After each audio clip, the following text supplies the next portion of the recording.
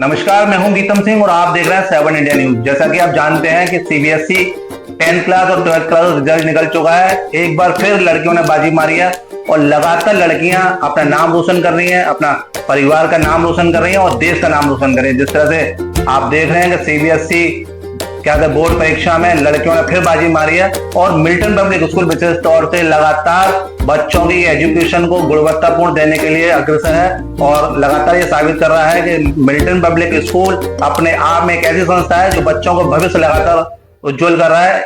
ऐसा ही एक क्या कहते परिणाम सामने है। जूही बरियानी जी ने 12th में 99.2% हासिल करके मिल्टन पब्लिक स्कूल का नाम रोशन किया। हासिल कर स्कूल का ही नहीं अपने परिवार का ही नाम रोशन किया। स्कूल में पूरे में खुशी का माहौल है क्योंकि जूही ने जिस तरह से सफलता हासिल की है तो पूरा स्कूल साथ है। आज बिरयानी जी हमारे साथ है।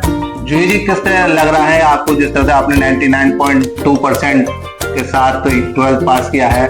मुझे बहुत अच्छा लग रहा है, बहुत ग्रेटफुल फील हो रहा है मेरे टीचर्स, मेरे पेरेंट्स के लिए कि इतना कुछ प्रोवाइड करा उन्होंने, जिसकी वजह से मेरे इतने अच्छे ग्रेड्स आए। 99.2 इज अ बिग डे। और टीचर्स की बहुत हेल्प थी, उन्होंने बहुत गाइड करा है। स्कूल की फैकल्टी अच्छी है, एमडी सर की गाइडलाइंस अच्छी थी, प्रिंसिपल मैम का अच्छा था। ये लोग क्लास की जो विजिट्स होती थी, जब क्लास कंटिन्यू होती थी, वो बहुत अच्छे, उससे पता चलता था, एक्चुअल परफॉर्मेंस पता चलती थी कि बच्चों की क्लास में क्या है। जी, जिस तरह से लगातार बच्चों में लगता है, बच्चों में कहीं ना कहीं एजुकेशन होता है कि हम इतने परसेंटेज कैसे लाएंगे, तो आपने किस तरह से तैयारी है कि बच्चों को क्या कहना चाहेंगे जो आपके जूनियर्स हैं वो आपकी तरह बने, आपकी तरह मार्क्स लाएं? हेजिटेशन सबको होती है, मेरे को भी थी। मतलब कॉन्फिडेंस फ्लक्चुएट हो सकता है, होप नहीं खोनी चाहिए। होप रखो, अपने आप में फेथ रखो कि मैं करूंगी या मैं करूंगा, और करो, बस लग जाओ। ये अब रिजल्ट के बारे में सोचोगे तो रिजल्ट के बारे में ही सोचते रहते हो कि पढ़ नहीं पाओगे। रिजल्ट को साइड रख के अपने स्टडीज के बारे में सोचो, उसको पढ़ो तो हो जाता है। 99.2% लाना अपने आप में बड़ी बात है। तो किस तरह की तैयारियां थी आपकी? कैसे कितना समय देते थे स्कूल में या अपने घर पर पढ़ाई को? स्कूल में मैं सब एक्टिविटीज सुनी थी, ऐसा नहीं था कि सिर्फ पढ़ाई में, पर हाँ, जब टीचर पढ़ा रहा है तो सिर्फ पढ़ाई है, क्योंकि वो जो कराते थे ना मोस्ट चीजें उसी से कवर हो जाती थी। और फिर कोचिंग वगैरह से या फिर ऑनलाइन भी हेल्प मिलती थी, पर इतनी नहीं, वो PYQs वगैरह के लिए। बाकी 2 आवर्स तो डेली पढ़ना था, 2 to 4 आवर्स। और एग्जाम जब से क्लोज आते हैं या कोई भी यूटी या टर्म वगैरह आते हैं तो 8 आवर्स का तो हो जाता है आराम से, 8 to 10 आवर्स। 2 घंटे रेगुलर सुबह पढ़ना, शाम को समय पूरा देना। यूटी में जब यूटी टेस्ट होते हैं तो उस समय इन्होंने पूरा 8 घंटे समय दिया है। तो सीधा संदेश दिया है बच्चों को कि कम से कम अपने जो पढ़ाई है उस पर फोकस रखना है, तभी जाके कोई गोल और कोई सफलता हासिल हो सके। जी, हम ये जानना चाहेंगे किससे श्रेय देंगे पूरी सफलता का, पूरी मेहनत का? पूरी मेहनत का तो नहीं, ऐसे सब लोगों को इंडिविजुअली आते हैं। मेरे पेरेंट्स को आते हैं क्योंकि उन्होंने बहुत मोटिवेट करा है। मैं रोई भी हूँ घर पे कि मेरे से नहीं होगा, क्या करूंगी, पर उन्होंने बोला तू कर लेगी, शांत हो जा। स्कूल को जाता है, एमडी सर को, प्रिंसिपल मैम को, और कॉमर्स फैकल्टी के टीचर है नरेश सर, उनको भी उन्होंने बहुत गाइड करा है। हमारी पूरी फैकल्टी अच्छी है, स्कूल को और पेरेंट्स को मेनली।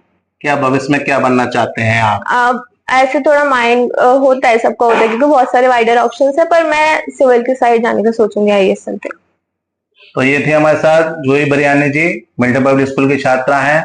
इन्होंने 99.2% के साथ 12th पास किया है। और हम बात करेंगे यहाँ के MD साहब से, राहुल राज जी से, कि उन किस तरह से स्कूल को डेवलप कर रहे हैं, किस तरह से बच्चों की पढ़ाई को जो गुणवत्तापूर्ण है। मिल्टन पब्लिक स्कूल के MD डॉक्टर राहुल राज जी। राहुल राज जी, क्या कहते हैं, सीबीएसई 10th का 12th का रिजल्ट आ चुका है, किस तरह से ग्रोथ की है स्कूल ने और स्कूल के बच्चों ने?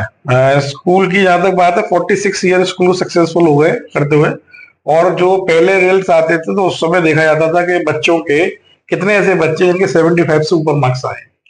ये उस दौर की बात बता रहा हूँ जब शुरुआती दिनों में रिजल्ट आना चालू हुए थे, सीबीएसई एप्लीकेशन हुआ था, तो देखते थे 75% किसके हैं, 70% भी नंबर किसी के आ गए तो बड़े खुश होते थे कि 70% नंबर लेके बच्चा आया। आपको ध्यान होगा, आप लोग पढ़ते होंगे, हम लोग पढ़े हैं उस समय, एक अखबार में रिजल्ट निकलता था जिसमें सेकंड डिवीजन आ गई, फर्स्ट डिवीजन आ गई, तो इतना उत्साह होता था, प्रेस के बाहर खड़े हो जाते थे। एग्जैक्टली। लेकिन जिस तरह से समय चेंज हो रहा है और जो बच्चों का रिजल्ट मैं देख रहा हूँ, तो आने वाले समय में मेरे को लगता है कि एक बहुत बड़ा एक सुनामी रिजल्ट की आने वाली है लोगों के बीच में। बच्चे जो तैयारी नहीं करते तो वो तो नहीं करते, लेकिन जो कर रहे हैं उनके बीच में इतना ज्यादा कंपटीशन खड़ा हो गया है। आज जैसे हर साल हमारे स्कूल का रिकॉर्ड एक बच्चा दूसरे बच्चे का अपने आप तोड़ता हुआ चला रहा है।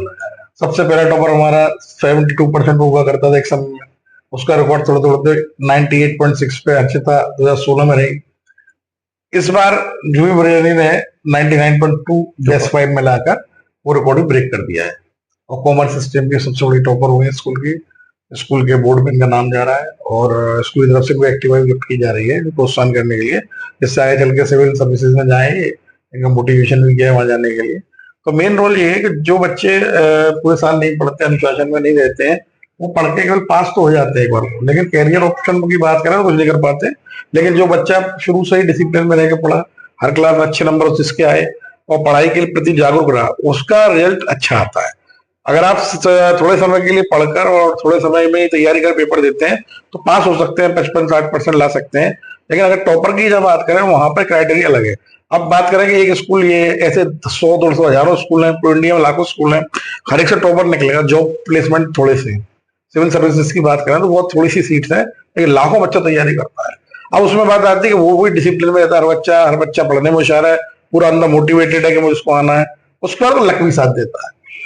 अब लक की बात जहां तक है, पॉइंट के अंतर पर टॉपर आगे पीछे हो जाते हैं। 99.4 पर आगरा डिस्ट्रिक्ट बच्ची ने टॉप किया है, 99.2 पर एक नंबर का अंतर।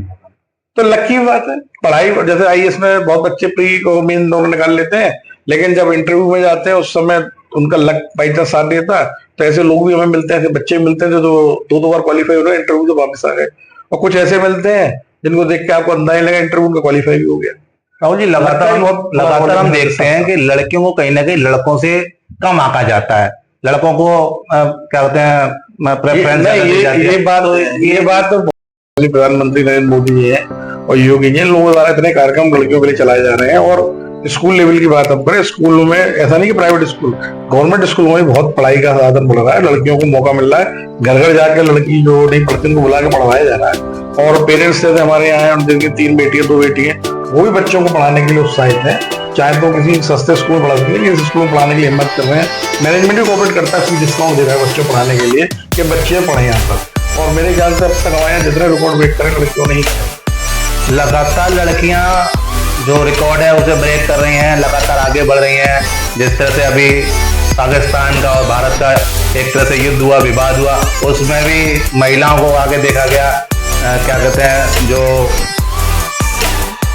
नेवी कैप्टन थी उनको और आर्मी की कैप्टन, जो दोनों महिलाएं थी, और महिलाओं ने ये साबित कर दिया कि महिलाएं किसी कम नहीं है, देश की प्रधानमंत्री हैं, राष्ट्रपति हैं, तो महिलाएं किसी कम नहीं है। ये पुरानी बात होगी कि लड़कियां किसी से कम है, जिस तरह से राहुल जी ने कहा। और जो हमारे प्रधानमंत्री बेटी बचाओ बेटी पढ़ाओ का एक स्कीम चले, उससे भी बहुत बड़ा बल मिला है। लेकिन हम ये पूछना चाहेंगे, जिस तरह से मिल्टन पब्लिक स्कूल समाज सेवा के साथ साथ एक जो गुणवत्तापूर्ण शिक्षा है वो लगातार देने में कहीं ना कहीं सफल साबित होगा, क्या है उसकी?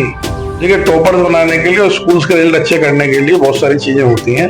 अगर हम मैनेजमेंट की बात करें तो सिंपलीफाई आप करें तो ऐसा नहीं है कि आप स्कूल में आए और आपने अपने टीचर्स लगा दिए, टीचर्स के ऊपर ऑफिसर लगा दिए, काम खत्म हो गया। मैनेजमेंट को अब जो समय है, मैनेजमेंट को स्कूल में पूरी तरह इन्वॉल्व होना पड़ता है। एक बच्चों की बायोग्राफी, एक बच्चे का लेजर मेंटेन हम लोग कराते हैं, बच्चे की एक्टिविटी के अकॉर्डिंग ग्रेडिंग देते हैं, हर मंथ पेरेंट मीटिंग पेरेंट्स को दिखाते हैं। उन लेजर्स के माध्यम से बच्चों की एक्चुअल स्थिति में पहुंचते हैं कि इनके अंदर क्या चल रहा है, क्या चल रहा है, उनकी एक्स्ट्रा क्लास लगाते हैं, उनके पेरेंट्स को रिक्वेस्ट करते हैं उनको छोड़िए, पेरेंट्स छोड़ते भी हैं।